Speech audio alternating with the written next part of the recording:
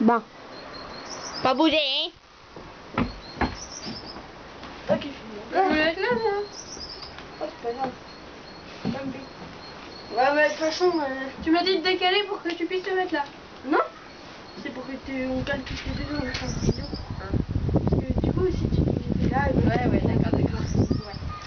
Alors, 1, 2, 3. Salut Salut tout le monde. les filles. Alors, du coup, aujourd'hui, on va vous faire un truc genre 15 astuces, donc voilà. Donc, pour vous aider si vous avez un cheval ou même si vous êtes vous montez un club.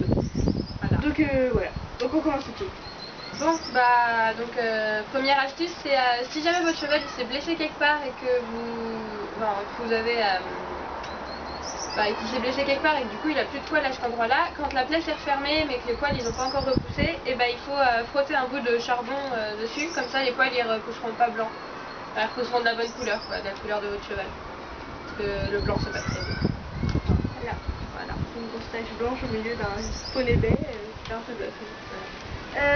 Sinon, un couteau de chaleur, si jamais vous n'en avez pas, vous prenez une scie à métaux et surtout pas une scie à bois, hein. Donc voilà, et vous la prenez, vous la prenez du bon sens et vous la tentez un peu et puis vous faites sur votre cheval, enfin, voilà quoi. Donc ça évite de vous en acheter. Pour faire briller la robe, vous pouvez, c'est mieux qu'une brosse douce, vous pouvez frotter une poignée de foin humide et comme ça, ça fait briller la robe de votre cheval. Enfin, ça marche mieux en été parce qu'en hiver ça sert un peu à rien, le gros poil là. Bref, voilà.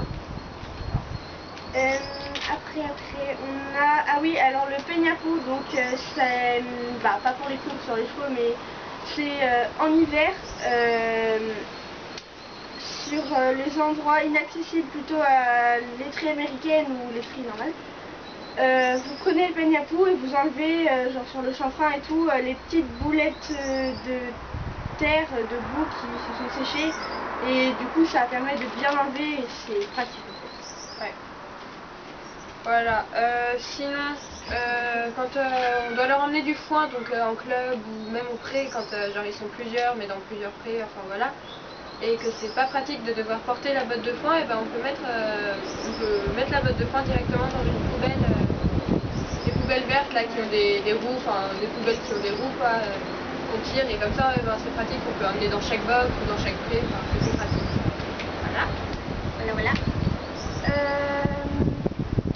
Après, quand vous avez une pierre de sel et que avec l'hiver ou avec la pluie et tout ça, elle commence à fondre, pour récupérer et pour pas gaspiller, en fait, vous la mettez dans une jambe de voiture, vous la mettez à l'envers, vous mettez la pierre de sel dedans et ça vous permet de pas en gaspiller en fait.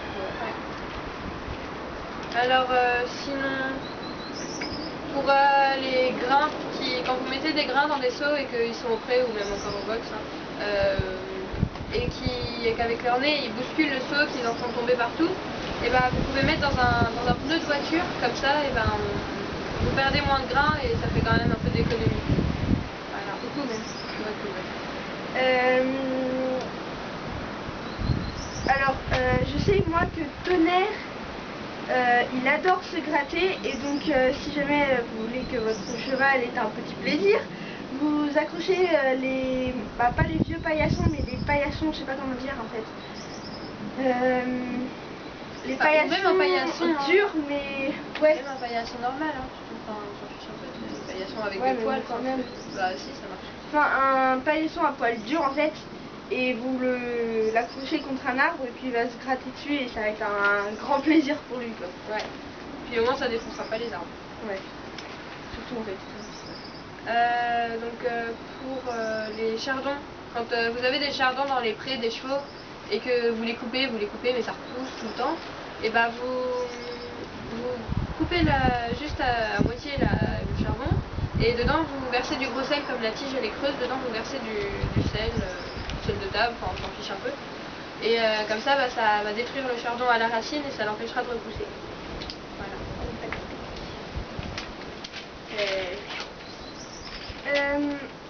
Ensuite, vu que c'est un peu le moment des goudrons aussi, enfin de mettre du goudron à l'épied de vos chevaux, Vous prenez un coton-tige et pour mettre dans les chevaux qui ont des talons serrés, donc je sais pas si vous voyez, ma paume de ma main,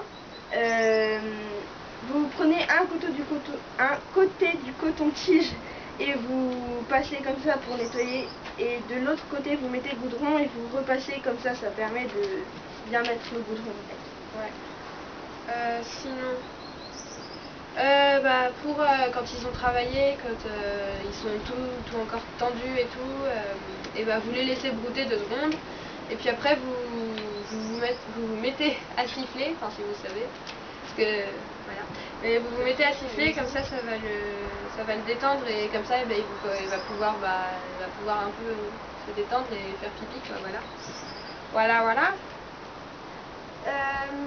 Ensuite, pour ceux qui passent le galop 4, je sais que des fois il y a des personnes pour nourrir les chevaux qui ont du mal à retenir l'ordre. Donc c'est EFG, donc l'eau, le foin et les granulés. Voilà, c'est tout.